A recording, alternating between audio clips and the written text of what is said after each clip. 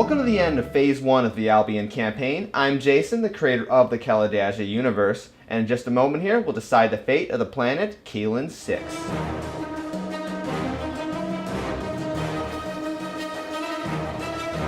To determine the winner of each of these phases, I create a very simple dice game, where the number of dice each faction gets is relative to the results they posted during that phase. Now, all the results are in for Phase 1. The Heragul Empire scored 4 points, the Surakari scored 3. So what that means is going into this dice game, how it's going to work is both factions automatically get a base of 8 dice. Now, there's going to be a total of 32 dice in play, so there's 16 more dice to assign based on those results. So with the Heragul having 4, the Surakari having 3, the Heragul are going to get 9 additional dice to their base of 8, where the Surakari gets 7 additional dice to their base of 8, for a total of 17 for the Heragul, 15 for the Surakari. Now this dice game is going to be played in a series of rounds. At the end of any round, if one of the two factions does not have any dice left in its main battle dice pool, as you'll see in a moment, that faction has lost. Now, the winner of the faction does not automatically win the planet. There's major victories and there's minor victories. At the end of the game, of this dice game, when one side is eliminated, if the winning side has more than half the dice it started with, that is a major victory. Basically, it just trumps the opposing side. If they have equal to or less than the half the dice they started with, that is a minor victory. Now, a major victory is how you win the planet outright. A minor victory means the planet is still contested to some degree, whether it's in favor of the Surakari or the Heragul. And at some point in the future, we're going to have to revisit this planet to decide exactly what happens to it later. So with all that explained, let's go ahead and take a look at the dice game. So let's get started here with the dice game portion for Kaylynn 6. We have our 15 Surakari dice and 17 Heragul dice.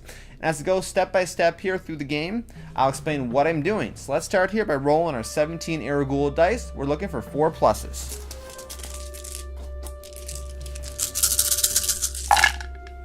And then I'm going to group them out by 5s, 4, basically 4, 5s, and 6s.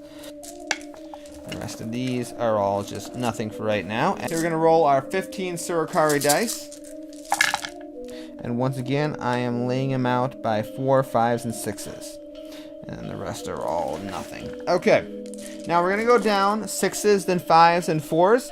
Each 6 kills a die and takes it out of the game. Each 5 critically damages the die, which basically takes out of the battle for 2 turns. And each 4 damages the die and takes out of the battle for 1 turn. However, each of these steps here can only do a maximum of 3 dice casualties. So we got 2 kills on either side, so 2 dice from either side are out of the game altogether. The Surakari have 4 5s, but instead max out of 3, so 3 Heragul dice become critically damaged. 1 Surakari die becomes critically damaged. And then we've got a whole bunch of 4s versus 1. So 1 Heragul die becomes damaged, and a maximum of 3 Surakari dice becomes damaged. And that would be the end of turn 1. Both sides still have some dice in there, so we're going to move on to turn number 2. And before I roll the Heragul dice, we're going to shift these things into their proper spots. And that is not what you want to see as a fleet commander here. Only 3 critically damaged dice.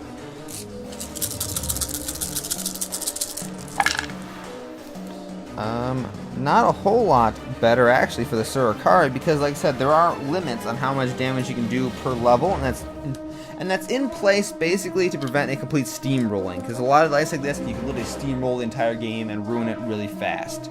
So Surakari, kill a die, so 1 die is out. Heragul Empire do get 3 critically damaged dice, and then the Surakari strike back also with 3 critically damaged dice.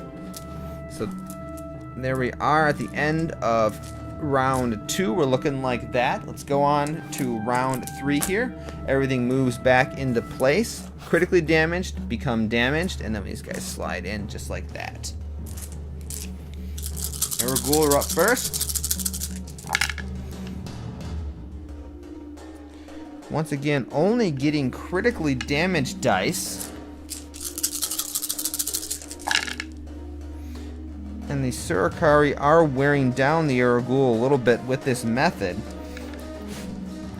Alright, let's see what we got here. Surakari, 2 kills, 2 more dice are out. Heragul Empire, 3 more dice are marked to critical, and they lose 1 critical themselves. Okay, so at the end here of turn 3, Surakari are taking a slight lead, but let's move on here to turn 4. And then the damage dice come back into play, and you can see there's definitely a advantage that swung back a bit in favor of the Heragul Empire.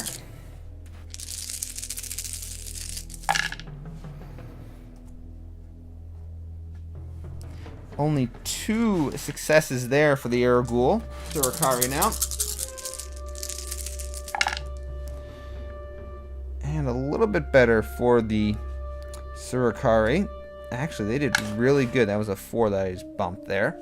They actually did really good that round. Alright, 1 more kill on either side, and they're out of the game. So one more die out of the game anyway. 1 more critically damaged on either side. And then we have 3 more damage dice on the side of the Heragul Empire. Alright, end of the turn. Let's move on to the next one. Slide our damage dice back into the pile. And let's not move things around too much. So the Heragul go first. Roll. There's a 5 and a 5. And then a 4. And then 3 nothingness. Surakari. Just a heavy blow at this point.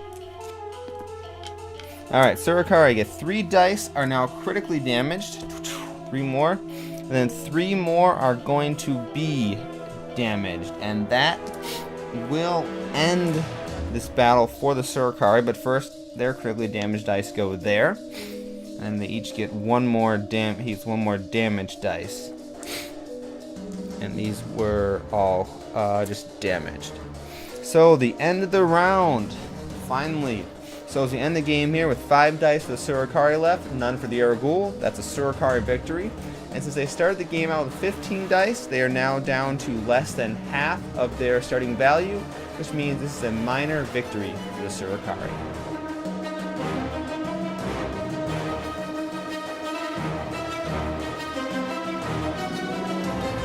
It's a Surakari minor victory here in Phase 1 of the Albion Campaign. Now, of course, being a minor victory doesn't mean the Surakari have captured a planet. What they have done is effectively blockaded it and cut off the economic potential of that planet from the rest of the Albion Prefecture, as well as the Heragul Empire altogether. Now, I wrote a short story up describing how that has affected the neighboring planet of Albion 8, and that will be going live on Kalidasia.com probably in a day or 2 after this video is posted. So with that, thank you for watching this end phase video of the Albion Campaign. Phase 2, the battle for Cadre 4, will begin shortly. I'm Jason, the creator of the Kalidasia Universe. Thanks for watching, and have a good night.